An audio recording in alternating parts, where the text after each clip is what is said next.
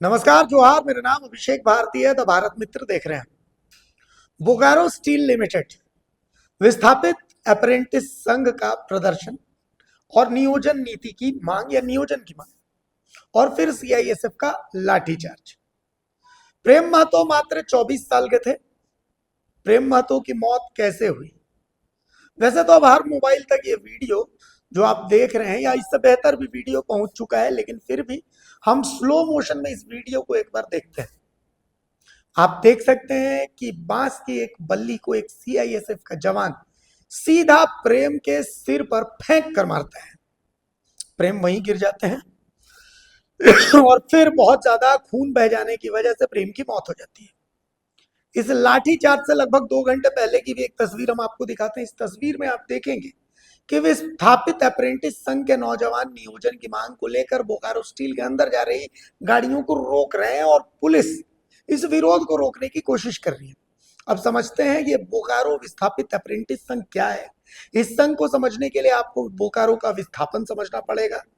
तो कहानी शुरू होती है 26 जनवरी 1964 से, जब सार्वजनिक क्षेत्र में एक लिमिटेड कंपनी के तौर पर बोकारो इस्पात कारखाना का आधारशिला रखी जाती है, जो बोकारो इस्पात लिमिटेड के रूप में बोकारो स्टील लिमिटेड के रूप में बाद में जाना गया। बाद में सेल के साथ इसका विलय किया गया और यह बोकारो इस्पात संयंत्र हो गया, मगर आज भी इसे बीएसएल के नाम से भी जाना जाता है।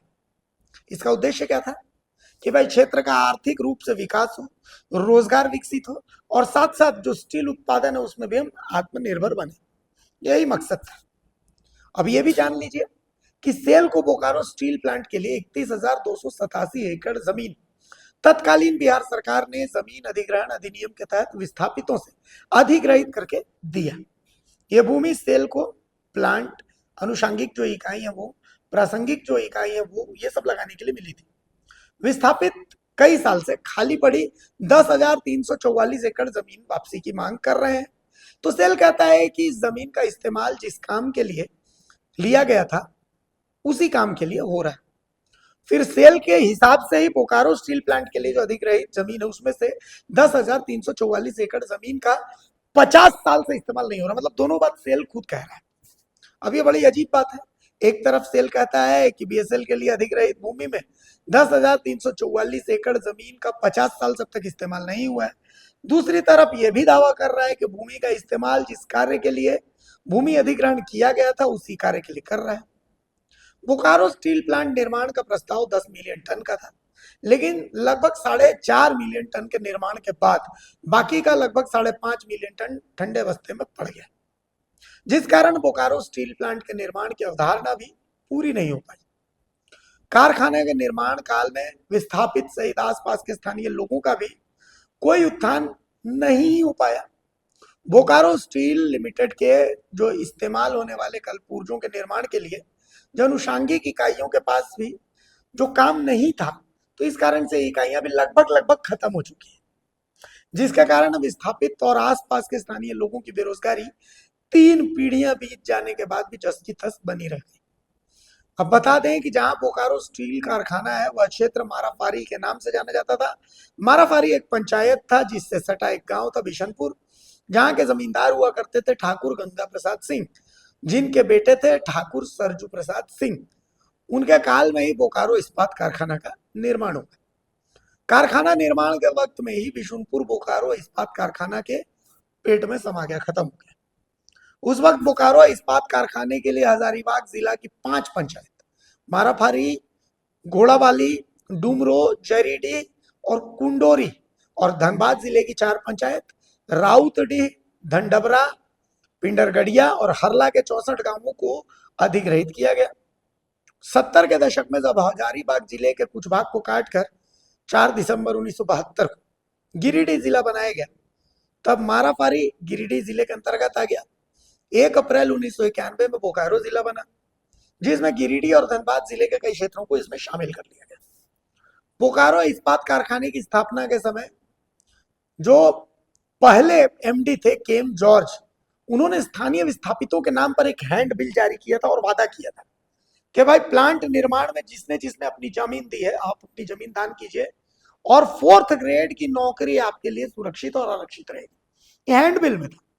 स्थानीय लोगों ने अपना घर बार खेत खलिहान जो उनके और उनके पूर्वजों के जीवन यापन का साधन था उसे बोकारो इस्पात कारखाने को निर्माण के लिए दे दिया।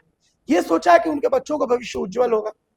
उनको भाई जीविकोपार्जन का एकमात्र साधन जमीन को बोकारो इस्पात कारखाने के निर्माण के लिए दे दिया। डीपीएलआर यानी director project land and rehabilitation, director परियोजना भूमि और पुनर्वास के माध्यम से सिर्फ कुछ विस्थापितों को सीधे नियोजन देने के बाद बीएसएल प्रबंधन ने इस प्रावधान को ही खत्म कर दिया। फिर तत्कालीन प्रधानमंत्री थी इंदिरा गांधी, वो बोकारो आई थी। इस दौरान उनके संज्ञान में यह मामला आया तो विस्थापितों का नियोजन फिर से शुरू हुआ। फिर बीच में सेना से सेवानिवृत्त हो चुके लोगों के लिए 4th ग्रेड की बहाली बीएसएल प्रबंधन ने निकाली। उस समय बिहार सरकार ने इस पर रोक लगाने का आदेश जारी करते हुए कहा था कि 4th ग्रेड की नौकरी सिर्फ विस्थापितों के लिए आरक्षित है, इसमें किसी और को नहीं ले सकते। विस्थापितों को नियोजन से वंचित रखने के लिए बीएसएल प्रबंधन बहुत कोशिश करता रहा है, कर भी रहा है और बहुत सफल भी रहा है। बेरोजगार विस्थापित अपने हक और अधिकार के लिए सालों से बीएसएल प्रबंधन की विस्थापित विरोधी नीतियों के विरुद्ध आंदोलन करते रहे। दूसरी तरफ बीएसएल के कुछ विस्थापित विरोधी मानसिकता वाले अधिकारियों ने विस्थापितों को हमेशा बरगलाने का काम भी किया है। कारखाना निर्माण माफ कीजिए, कारखाना निर्माण के क्रम में एक एक अवार्डी से रैयती जमीन जो अर्जित की गई थी वो तो कई एकड़ थी और मुआवजा बिल्कुल कौड़ी के भाव में दिया गया था, वो उस समय के हिसाब से था। पुनर्वास के नाम पर उन्हें मात्र 5 या 10 डिसमिल गैर मजरूआ जमीन रहने के लिए आवंटित हुआ था। इतनी सी जमीन में विस्थापित घर बनाकर रहें या खेती करें, किसानी करें, क्या करें, ये सवाल आज भी है। करीब 5 दशक बीत चुका है, ये 6ठा दशक है। विस्थापितों के हर परिवार के सदस्य की संख्या कई गुना बढ़ गई है और आज वो उसी 5 या 10 डिसमिल जमीन के एक छोटे से टुकड़े पर रह रहे हैं और किसी तरीके से रह रहे हैं। बोकारो इस्पात संयंत्र में इनके नियोजन का रास्ता भी बिल्कुल बंद है। इनका गुजारा होगा कैसे, ये एक यक्ष प्रश्न है। इसका जवाब कौन देगा ये भी किसी को नहीं पता है। 2012 के मुख्यमंत्री अर्जुन मुंडा के कार्यकाल में विस्थापित मामले की पड़ताल करने के लिए विधानसभा की एक विशेष जांच समिति बनी। इसमें विधानसभा सदस्यों में माधवलाल सिंह थे, उमाकांत रजक थे, जगन्नाथ महतो थे, अमित कुमार यादव थे और ढुल्लू महतो। तीनों ने एक रिपोर्ट 30/11/2012 को झारखंड विधानसभा में दी, जिसमें स्पष्ट दर्शाया गया कि डायरेक्टर परियोजना भूमि और पुनर्वास ने 23,947 विस्थापित परिवार चिन्हित किए हैं। इसमें 15,890 लोगों को बोकारो प्लांट में नियोजित किया गया, लेकिन इससे 12,600 परिवार आच्छादित होते भी हैं, लेकिन 11,357 विस्थापितों को भी नियोजन नहीं मिला है। बीएसएल के आधुनिकीकरण के क्रम में प्रभावित गांव कनारी कुंडोरी से साल 2014 में 132 विस्थापितों को, साल 2015 में 124 लोगों को 2 साल आईटीआई और 1 साल अप्रेंटिस करवाकर बीएसएल में नियोजित किया गया। ये इंपॉर्टेंट है। इसमें जनरल के 35 साल के विस्थापितों को लिया गया, 35 साल तक के जनरल कैटेगरी के थे। अब डीपीएलआर के माध्यम से ही डायरेक्ट नियुक्ति की मांग को लेकर विस्थापित लगातार कई सालों से आंदोलन रहे। चरणबद्ध जोरदार आंदोलन के बाद प्रबंधन ने कहा कि ठीक है, नियोजन मिलेगा, लेकिन हम डायरेक्ट तो नहीं दे सकते हैं, आपको ट्रेनिंग करवा लेते हैं, अप्रेंटिसशिप। बीएसएल प्रबंधन ने विस्थापितों को 2 साल आईटीआई करवाने के बाद 1 साल अप्रेंटिस कराकर नियोजित करने का आश्वासन दिया। इसके साथ ही आईटीआई करवाने की कवायद प्रबंधन ने शुरू कर दी। इस प्रक्रिया में 3 साल का समय लगता है, 2 साल आईटीआई, 1 साल अप्रेंटिस।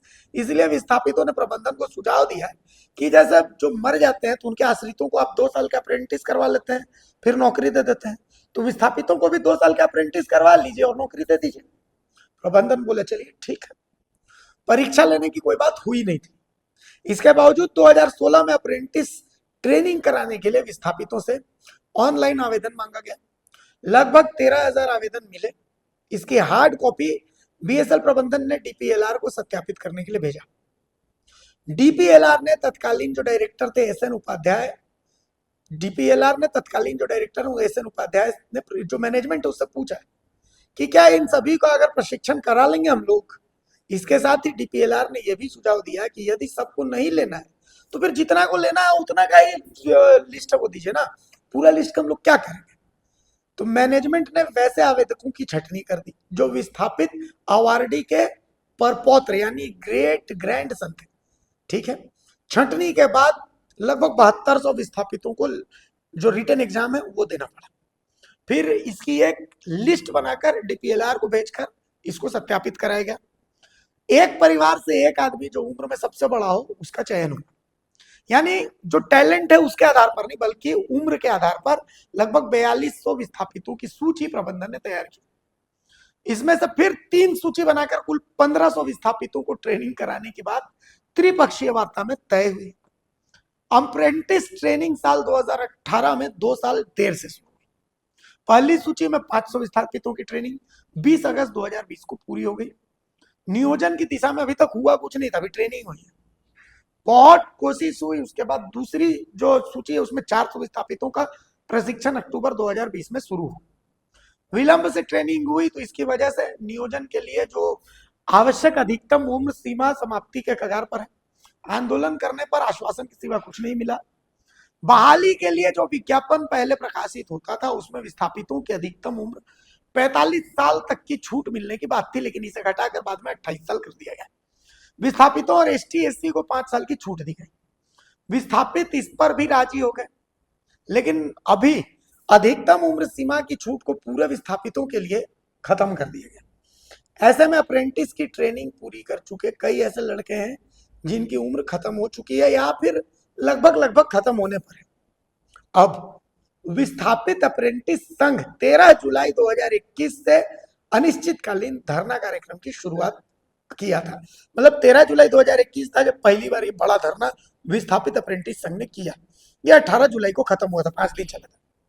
इसको फेल करने के लिए बीएसएल ने 13 जुलाई 2021 को होमगार्ड के जवान, जिला प्रशासन सबको लगाए, लेकिन किसी की नहीं चली। संघ ने रैली की शक्ल में आकर बीएसएल के प्रशासनिक भवन के दोनों गेट को जाम कर दिया। यह पुराना इतिहास है। जाम करने के कुछ ही देर के बाद सिटी थाना प्रभारी मजिस्ट्रेट आकर जाम हटाने की बात करने लगे, लेकिन कमेटी के सदस्यों ने कहा कि हम लोग जाम नहीं हटाएंगे। बहुत धूप थी, गर्मी थी, जुलाई की गर्मी थी, लेकिन सब जमे रहे। आंदोलन के पहले दिन शाम को सिटी थाना प्रभारी मजिस्ट्रेट और सीआईएसएफ और बोका बीएसएल के जो आईआर विभाग है ये संघ की मांगों को उनके सामने रखने को कहा गया कि ये लोग मौजूद रहेंगे, यहाँ संघ अपनी मांग को रखे। 4 आंदोलनकारी गए और उन्होंने अपनी मांग रखी। तब कहा गया कि आपकी मांग जो है बड़े अधिकारियों के सामने रखी जाएगी, आप धरना को खत्म कर दें जैसा हर बार होता है। आंदोलनकारी नहीं माने।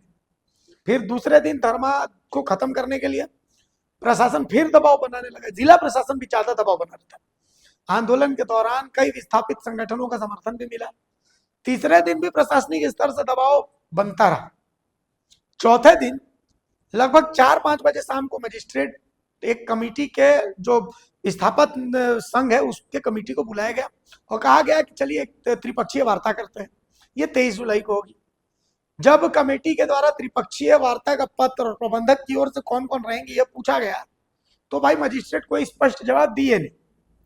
5वें दिन फिर स्थानीय प्रशासन ने कहा कि 19 जुलाई को त्रिपक्षीय वार्ता का पत्र आपको मिल जाएगा, लेकिन आंदोलनकारी बोले कि भाई तुरंत दीजिए, ऐसा थोड़ी होता है। फिर जब तक पत्र नहीं मिलेगा आंदोलन खत्म नहीं होगा। फिर उसी रात खूब पानी पड़ने लगा, लेकिन जितने अप्रेंटिस थे जो संघ वाले सब जमे रहे वहां पर। छठे दिन सुबह लगभग 10 बजे मजिस्ट्रेट आए और कहा कि धरना समाप्त करो, नहीं तो सबको अरेस्ट कर लेंगे। लेकिन कमेटी के लोगों ने कहा कि जब तक त्रिपक्षीय वार्ता का पत्र नहीं मिलेगा हम लोग धरना समाप्त नहीं करेंगे। कुछ देर में धरना स्थल को पुलिस छावनी में बदल दिया गया। अब प्रशिक्षु लोग भी पढ़ने लगा, जिससे इस तरह की बात की जानकारी हुई, वो तुरंत धरना स्थल पर पहुंच गया। कुछ ही देर में कांग्रेस युवा केंद्रीय सचिव उस समय थी श्वेता सिंह, वो भी धरना स्थल पर पहुंच गई। आंदोलनकारियों के हौसले को बढ़ाने लगी और जिला प्रशासन को फोन पर पूरे मामले की जानकारी दी। तब जाकर बोकारो एसडीएम ने धरना स्थल पर पहुंचकर 28 जुलाई 2021, ये 2021 की बात कर रहे हैं, को त्रिपक्षीय वार्ता करवाने का लिखित पत्र दिया और धरना को समाप्त किया गया। वार्ता प्रशासनिक भवन बोकारो इस्पात संयंत्र में एसडीएम की अध्यक्षता में कराई गई, जिसमें समिति की ओर से 4 सदस्य उपस्थित हुए। वहीं बीएसएल प्रबंधन की ओर से अधिशासी निदेशक P&A, CGM person, CGM HRD, IR के अधिकारी उपस्थित रहे। वार्ता की कार्रवाई शुरू करवाते हुए एसडीएम ने मांगों को रखने को कहा। जो मांगे हम आपको बता देते हैं कि क्या क्या मांगे हैं। पहली मांग थी कि प्लांट ट्रेनिंग पूरी कर चुके सभी विस्थापित अप्रेंटिस को बीएसएल में अविलंब सीधे बहाल किया जाए। दूसरा था कि सभी विस्थापित अप्रेंटिस की प्लांट ट्रेनिंग के बाद बीएसएल में नियोजन सुनिश्चित किया जाए। तीसरा था कि सभी तरह के बहालियों में विस्थापितों के लिए अधिकतम उम्र सीमा को पहले की तरह 45 साल किया जाए। और चौथा था कि तीसरी सूची और बाकी अन्य विस्थापितों की ट्रेनिंग भी तुरंत शुरू करवाई जाए। विस्थापित अप्रेंटिस संघ की मांगों को सुनने के बाद एसडीएम ने प्रबंधन को अपना पक्ष रखने को कहा, तो बीएसएल प्रबंधन की ओर से सुप्रीम कोर्ट के 2008 के एक आदेश का हवाला देते हुए कहा गया कि अब केवल और केवल विस्थापितों को नियोजन देना संभव नहीं है। जितनी नौकरी देनी थी उससे ज्यादा नौकरी दी जा चुकी है, अब नौकरी देना संभव नहीं है। इस पर संगठन की ओर से अमजद हुसैन ने कहा था कि अभी भी पूर्ण रूप से बोकारो इस्पात माफ कीजिए, बोकारो इस्पात संयंत्र के कारण हुए विस्थापितों को न नियोजन दिया गया, नहीं पूर्ण मुआवजा और न ही पुनर्वासित किया गया है। विधानसभा की कमेटी जो बनी थी उसकी रिपोर्ट में भी ये देखा जा सकता है। और सुप्रीम कोर्ट की बात जहां तक है, 2008 की आदेश का आप हवाला दे रहे हैं, तो नियोजन के संबंध में 2008 के बाद अब तक लगभग 1300 विस्थापितों का नियोजन किया गया है, जिसका सबसे ताजा उदाहरण बोदरोटांड के बांडरीवाला और कुंडौरी के ऑयल रिटेंशन पॉन्ड का मामला है, जिसके तहत विस्थापितों को आईटीआई और ट्रेनिंग करवाकर 100% नियोजित बोकारो इस्पात संयंत्र में किया गया है। उसी तरह बोकारो इस्पात संयंत्र जितने भी विस्थापितों को अप्रेंटिस करवा रहा है उसको नियोजित करने की दिशा में पहल करे अपना। विस्थापितों का नियोजन बोकारो इस्पात संयंत्र में होना उनका अधिकार है। अगर बोकारो इस्पात संयंत्र को केवल अप्रेंटिस करवाना था तो सभी विस्थापित गांवों के युवाओं को अप्रेंटिस करवाने का फॉर्म क्यों नहीं लिया गया? एक परिवार से केवल एक सदस्य को क्यों चयनित किया गया? और उसमें भी उम्र में सबसे बड़े बेटे का चयन अप्रेंटिस के लिए क्यों किया गया? अवार्डी के परपोते को अप्रेंटिसशिप से क्यों आप लोगों ने वंचित किया? अप्रेंटिस के लिए आवेदन विस्थापितों को DPLR, director project land and rehabilitation कार्यालय से प्रमाणित क्यों कराया गया? इसलिए किसी भी हाल में बोकारो इस्पात संयंत्र विस्थापितों के भविष्य के साथ खिलवाड़ न करे और अप्रेंटिस किए हुए और जो अप्रेंटिस कर रहे हैं और जो अप्रेंटिस करेंगे उनका अप्रेंटिस करवाकर प्रबंधन नियोजन सुनिश्चित करे। तो कुल मिलाकर के ये था विस्थापित अप्रेंटिस संघ का इतिहास 2021 का, और जो वर्तमान विधायक है श्वेता सिंह वो 2021 से इस मामले में लगी हुई। देखिए ये लड़ाई दो विधायकों की नहीं है, नहीं ये लड़ाई किसी पार्टी विशेष की है।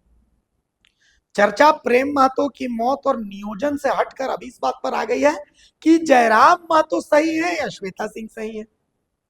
बोकारो बंद है, तेनूघाट नहर का पानी रोक दिया गया है, कई वाहनों में भी आग लगा दिए जाने की खबर है। लेकिन सवाल है कि 2021 में 5 दिन का धरना था, क्या हासिल हुआ? और 2025 में प्रेम महतो की मौत के बाद क्या हासिल हुआ? सीआईएसएफ को फांसी पर टांग दो, बोकारो स्टील प्लांट को आग लगा दो जैसी बातें आ रही है। लेकिन जब कंपनियों को बंद करवा दिया जाएगा फिर उसके बाद क्या होगा? नियोजन के लिए तो कंपनियों की जरूरत पड़ेगी ही ना। तो जरूरत तो यहाँ समाधान की और सही मायने में लोकतांत्रिक समाधान की जरूरत है। विस्थापितों का इंतजार 5 दशक का है। छल प्रपंच झेलने का दर्द है, पर छल प्रपंच बीएसएल के अधिकारियों से ज्यादा खुद विस्थापित नेताओं ने किया है। इसलिए तो विस्थापन का मुद्दा उठाने वाले करोड़पति हो गए, लेकिन आज तक विस्थापन आयोग तक नहीं बन पाया। तो अगर कोई फिर से ये कह रहा है कि आग लगा दो, सड़क जाम कर दो, कंपनी धसा दो, नक्सली बन जाओ, कोयला रोक दो, फलाना कर दो, ढिमकाना कर दो, तो विश्वास करना न करना ये तो आपके ऊपर है।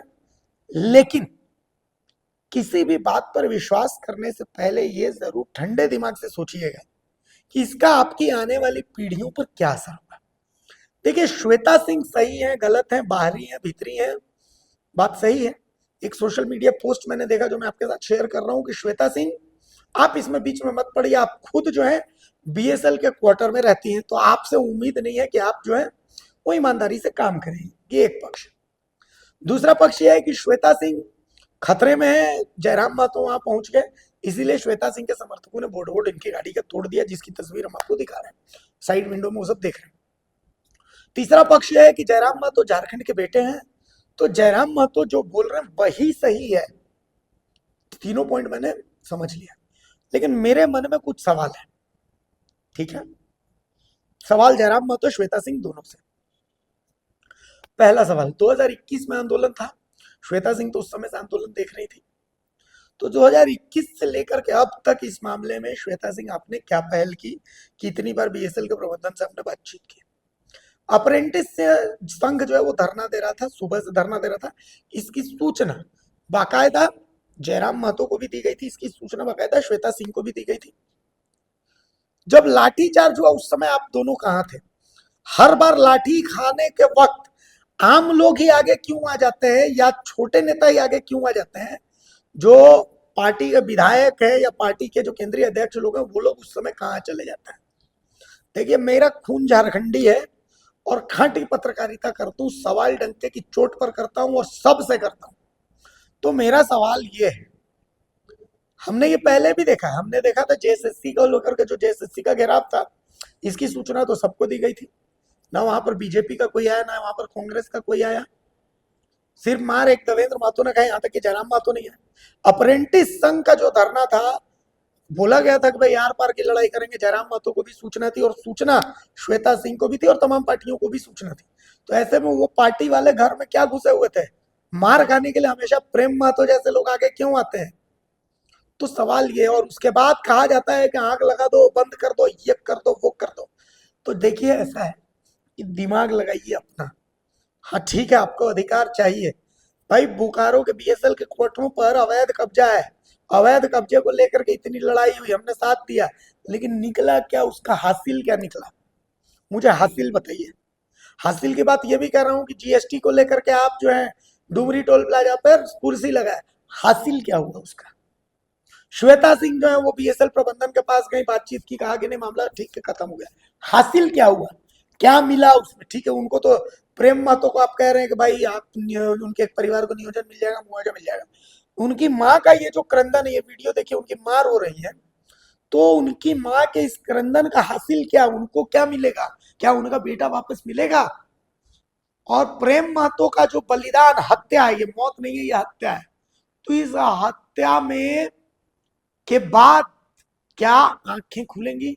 1,36,000 करोड़ के लिए कहा जाता है कि कोयला बंद कर देंगे, लेकिन नियोजन विस्थापन के लिए कभी क्यों नहीं कहा जाता है कि टाटा चांडिल में टाटा का पानी रोक देंगे, सुवर्ण रेखा परियोजना में बीएसएल का पानी रोक देंगे? क्यों नहीं कहा जाता? कोई नहीं कहता है। आखिर क्यों? तो सोचिएगा, कब तक आप लोगों के नाम पर राजनीति होती रहेगी? आपसे बंद करवाया जा रहा है कि बोकारो बंद कर दो, ये बंद कर दो, वो बंद कर दो, तो उससे क्या होगा? सवाल ये है कि उसका हासिल, मैं सवाल पूछ रहा हूँ, उसका हासिल क्या होगा? तो ये सोचिएगा जरूर, अपना दिमाग लगा करके। नमस्कार, जोहार। खबर पसंद आए तो आप QR स्कैन कर दें हमारा साथ। आपका एक छोटा आर्थिक सहयोग है हमारा बड़ा हौसला। द भारत मित्र, बुलंद भारत की बुलंद तस्वीर।